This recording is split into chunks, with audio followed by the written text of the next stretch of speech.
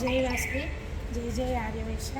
ఈరోజు మన కొనిజేటి రోషయ్య గారి జయంతి సందర్భంగా ఇవాళ ఆర్యవైశ్య టౌన్ అధ్యక్షుడిగా సీని గారి ఇక్కడ ప్రోగ్రాం చేయడం కూడా నాకు చాలా సంతోషంగా ఉంది. ఎందుకంటే రోషయ్య గారు ఏంటంటే మాటలతో కాదు, చేతలతోటే చేసేవారు.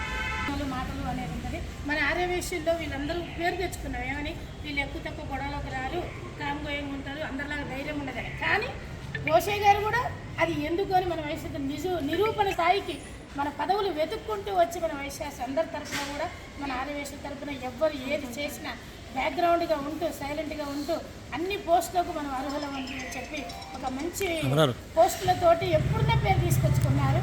ఎక్కడ కానీ కరెంట్ దాంట్లో కానీ లేకపోతే ఈ బడ్జెట్లో కానీ అన్నింటిలో కూడా మన లాస్ట్ తమిళనాడు గవర్నర్గా కూడా చేసి ఒక మంచి పేరుతో ఉన్నారు. కాబట్టి వారి జయంతికి ఇవాళ మనం స్టార్ట్ చేసుకోవడం కూడా చాలా సంతోషంగా ఉంది.